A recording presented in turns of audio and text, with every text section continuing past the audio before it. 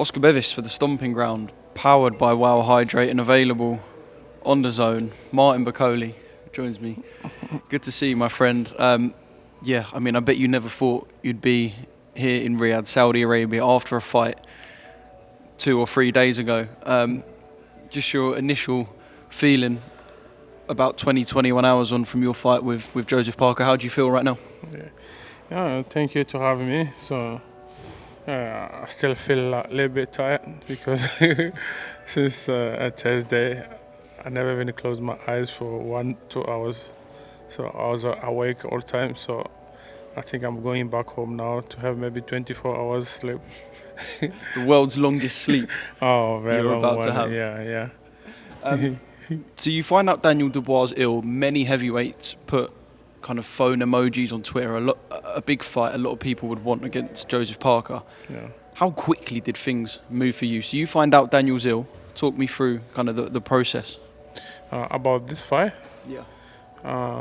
to be honest, me, I was waiting for the fight, and I even buy my DAZN, to watch the fight on live, and I was surprised, and I don't know what happened, and I don't know what's wrong. So I just had Coach Billy call me, say Daniel Dubois is a little bit sick, and they asked if you can fight Joseph Parker, and I was shocked and surprised, but I don't know what happened to him. So maybe Billy knows more than me.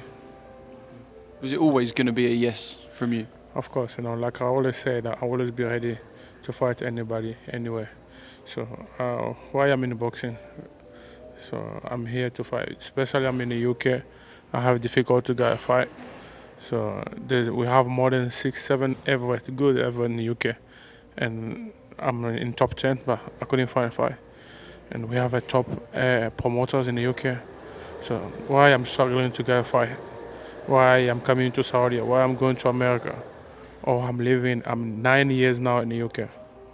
So sometimes I'm asking myself why I choose to stay in the UK, because when I come to UK, I say, no, there's a big boys here. I think I will get a good fight and a good opportunity.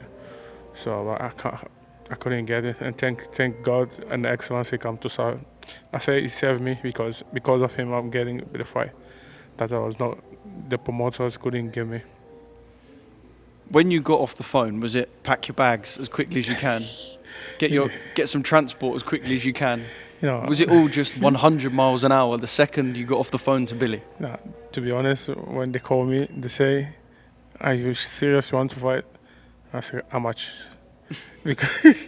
And they say the amount. I say, "Okay, are you serious?" They say, "Yes, are you serious?" Yeah, okay. What do you want me? What do you want me to do? I say, if you try to get a private jet today, tonight, that will be okay, and the Excellency will pay for it. So okay, let me try. I call my president, and his private jet was not ready. He was outside with his wife, and I will try to go to the airport to get his private jet, but I couldn't get one because they need authorization, and it was too late, 1 in the morning. So I was just struggling to get a flight, and I called them back. I said, no, I can't manage to get a private jet. And they say, okay, the next option is to book you in commercial flight. So they booked for me Ethiopian Airlines. So nightmare. I was going to say, the boxing world were quite shocked to see you, not just on Ethiopian Airlines, but one of the biggest talking points, flying in jeans. Martin, you're a 300-pound man, flying in skinny jeans. Look, it's not for me to say who wears what, but it can't have been the most comfortable flight that you've ever been on. Yeah, but I know I saw people comment about that. So, look, my wife, she left in the UK, and I was in Congo myself. So when I heard something like that, the way I travel is the way I was looking the day before. So I spent more than 4 hours in the airport trying to get the private jet. The time I went back home, I didn't even take time. Everything come from UK, imagine. Everything. So Coach Billy just went to my house and asked my wife, she packed everything. I was just like that in my small bag and just left. No, I was under pressure. I had more than 1,000 calls from coach, from my manager, from Saudi's people. I said, what is going on? Because they say if I'm not available, I'm not ready, I should tell them maybe they can try to get something else. I said, no, I'm coming. So this is a big difference. You just oppose me. I'm trying my best. I'm coming, but 100% I'm coming. So thank God I was here, and there was Libby release when they saw me. You know, it was such carnage on the ground. I was at the press conference. Joseph Parker arrived, and everyone wanted to speak to Joseph Parker. And then they had the press conference, and he said a bit. Frank Warren said his bit, and everyone was keeping it kind of quiet. Then we saw Martin Bakole, and everyone went nuts. Do you know people were tracking your flight on their phone? There was people watching this Ethiopian Airlines flight. Oh my goodness! Honestly, people were watching it on an app. Oh no! Are you kidding? Everyone was going, "Where's my?" Oh it was my like the biggest question goodness. is, "Where is Martin Bakole right now?" Oh my goodness! No, I'll never forget this all my life. So, and when I was packing my stuff, and I just found it in my bag. I saw Daniel Dubois' gloves, and I realized no. So I fight with Joseph Parker with Daniel Dubois' gloves. So I said, this one I will keep it until this story I'll tell it to my kids. As if the story couldn't get any more ridiculous. Of You fought course. in Daniel Dubois' gloves. Obviously, you didn't have. I mean, this would have been you and Joseph Parker. Such a big course. fight. You would have had shorts, ready-made new Everything shorts, made, and everything. yeah. Everything made ready. So, Yeah. did you fight in your shorts from the Jared Anderson? Of fight? course, I just no choice. If you saw, I wear black t-shirt because coach gave it away to a fan in America. It's like, I said, no choice. I would just go like that, and I just need to jump in the ring and fight. Yeah. So imagine if a coach come like that and forget everything. So I was going in that time. So I don't know what I was going to do. I was maybe going to jump in the ring like this. So You should have jumped in the ring in the skinny jeans. yeah, and the skin is due. The iconic skinny jeans. One of the other biggest questions was everyone was wondering what you were going to weigh in at. I know you done like a real unofficial weigh-in, I think, in this I done hotel it, here, yeah, but you was wearing clothes, wearing shoes. Yeah. Everyone was wondering what you'd been doing, if you'd been ticking over, what sparring you'd done. So what was your preparation? How would you assess perhaps the last month or so? What had you been doing in the gym? Nothing, to be honest. So I took this fight because I have a champion mentality, and because I always believe like I can stop someone from 1 to 4 rounds.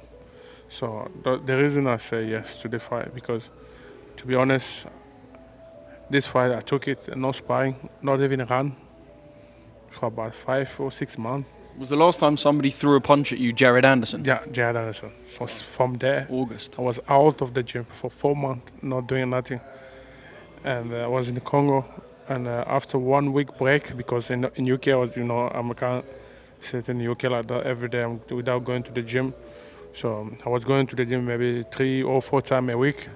So we have 6 rounds pack, 8 rounds sometimes. The last time I do 10 rounds is before I go to Congo. So that is my first 10 rounds from under Anderson fight. But to be honest, this fight, I was preparing for a Jaguar. So in Congo, I went to see the president, and at the same time, I tried to get a visa from there, and so I can fly straight away to America and start camp in America. I decided to start camp in America and away from my kids because they always disturb me a lot when I come back from the gym. They never give me time, so I said, no, this time, this is a big fight. I need to go in a camp in America. So, and I had the call, and I was not even thinking about fighting Joseph Parker. I was waiting to watch their fight against Daniel Dubois, and they called me. I said, no, I can't turn again down because when the Excellency asked me, I think it's more than 2 times, I said, no, I'm not ready. In that time, I was not this level. But in London, when I went for the Ring magazine, he saw me from far. He called me, Martin, come.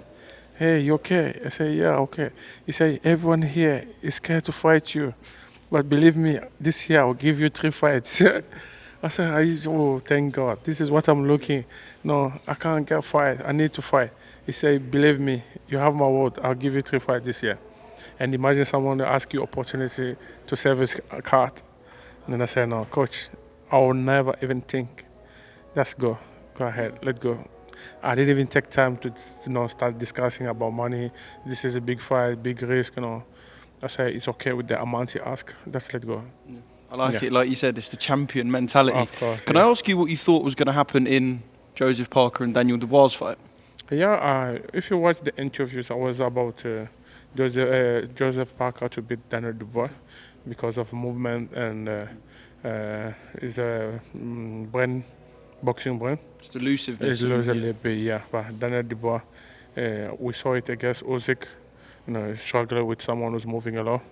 So I think that was going to happen. But we saw Joseph Parker last night because everything changed once, yeah, I was not Daniel Dubois, he's going to fight someone who's coming, someone who's moving, and someone who's tough than Daniel Dubois.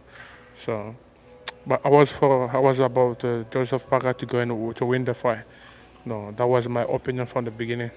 Did you give yourself basically 4 or 5 rounds? Did you tell yourself in your head, I have to do it early doors? Or Yeah, if you even ask a coach, I say, coach, give me 6 rounds, good 6 rounds. So if I miss 6 rounds and you are coach in the corner, if you see something like I'm not Martin Bakole, or maybe if you see like I start getting punishment, do your job. take you out? Yeah, because I will not stop myself. A champion doesn't stop, so I'll keep going. But if you see you can do your job, do your job. But me, because I know Joseph Parker, give me 6 rounds. They proved, like you see, I was start first round, I start 9, second round was worst one.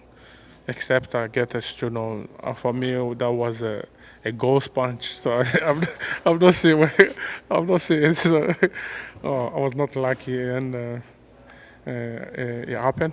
So Yeah, talk me through that second round and what you went through.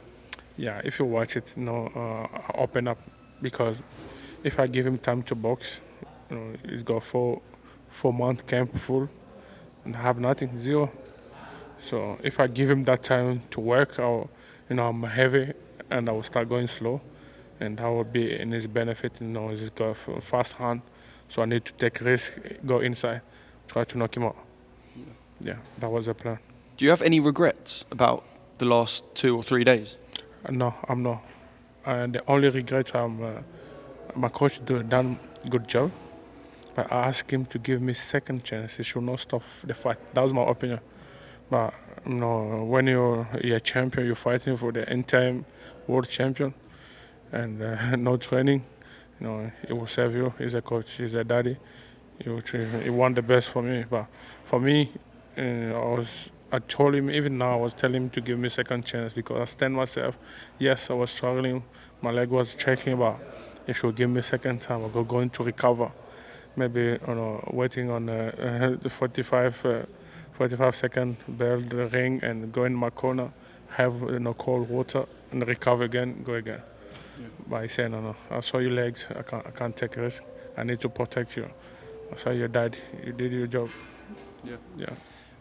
Moving forward now, have you got perhaps a promise from His Excellency that because you come in and saved the show, saved a fight for Joseph Parker, that the opportunities beyond last night are going to be very fruitful for you? I mean, you're still fighting FA Jagbar on May the 2nd. Of course, yeah. Right, and perhaps I guess in your situation, and perhaps similar to even Josh Padley, who stepped in for Shakur Stevenson, you're going to get nicely looked after now. Yeah, of course. Opportunities are going to come your way.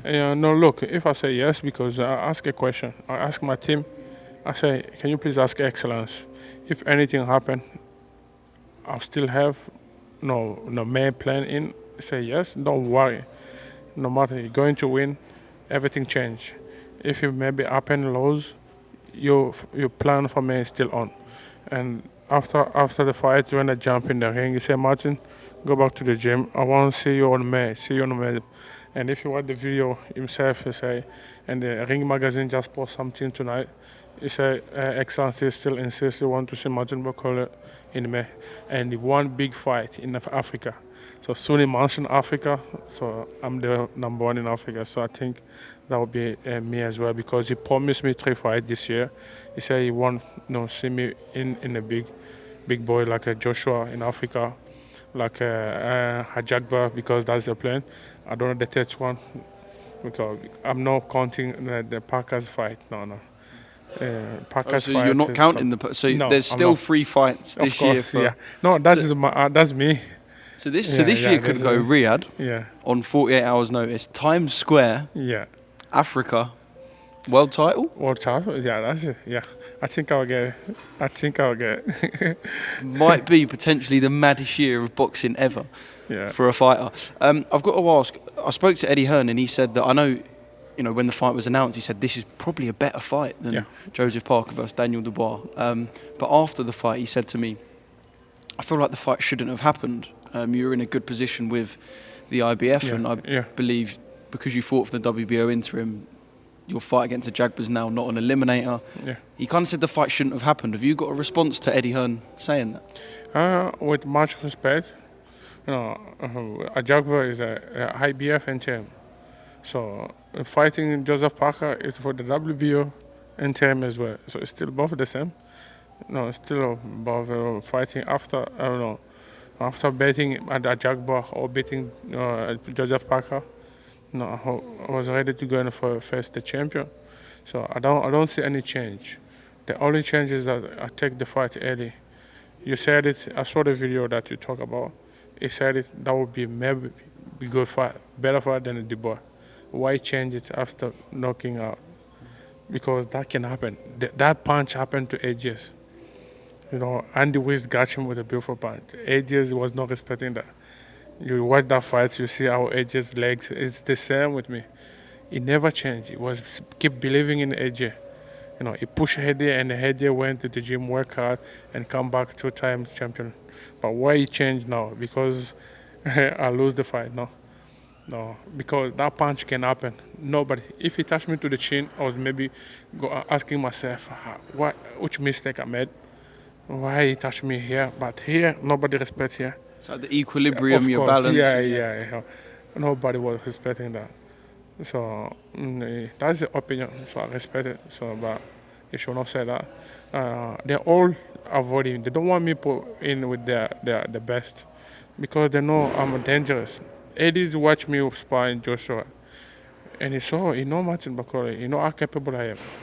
So he knows that if I was like maybe 2 or 1 month, in camp for the Joseph Parker, even Joseph Parker himself was not going to say yes to fight me, because the man who give me that name, Boogeyman, I don't know who he is.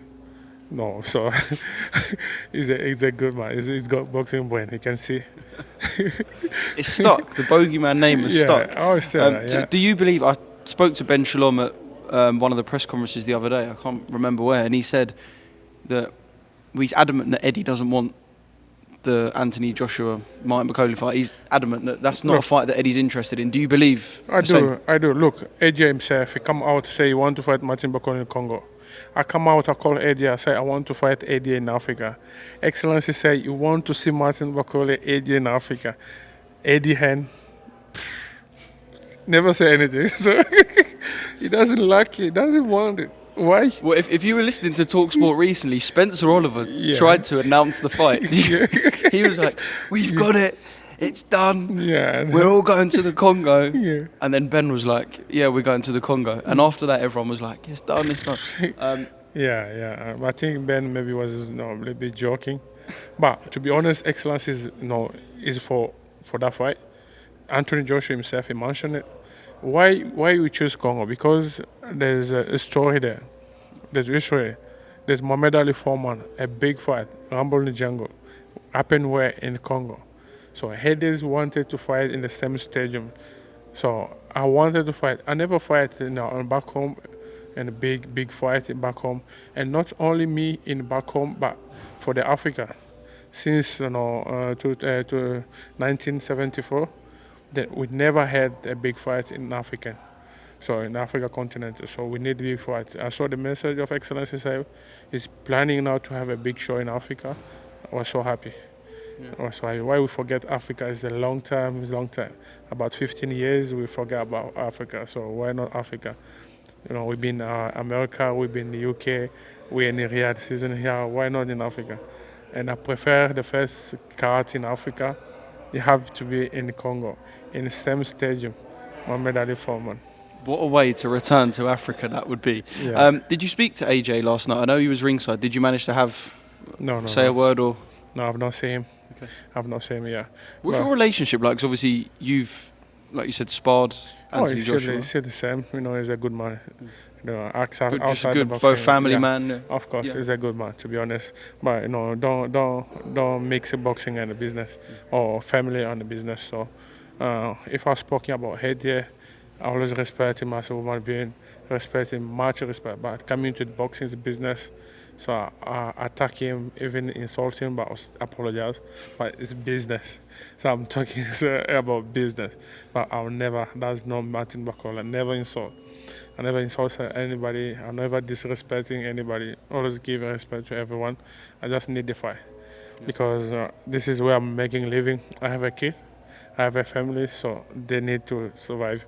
They're surviving on Martin Bakole getting punched in the ring. So You take the punches, they get the presents. oh, of course, yeah. On birthdays and Christmas. Yeah. Martin, I really appreciate your time. I just want to say Thank you so well much. done on the Thank late you. step in and, like you said, that warrior mentality. Yeah. Have you got a final message to your fans and everyone that Yeah. has been supporting you through not just your career, but those who were kind of willing you on through these 48 hours? Because normally when you get a fight announced, everyone gets behind one of their favourite fighters. If Martin Bakole is your favourite fighter, you only had 48 hours to think about it. Yeah. So just kind of a message to the Martin Bakole fans out there. Yeah, I would like to say thank you so much for support, because even I lost, you know, I received more than thousand of messages. They say, champ, we know you take this in 48 hours, so if you are in a full camp, we think we're going to do better. Don't worry, keep focus on the May fight. So I have a lot of messages like that. So I would like to say thank you for support, and I know they will keep supporting me, and I'm going back to the gym, and I'll come back strong again. And I think a Jaguar is in a big problem, because I'll show him what I was going to do to Joseph Parker. I'll stop him early, but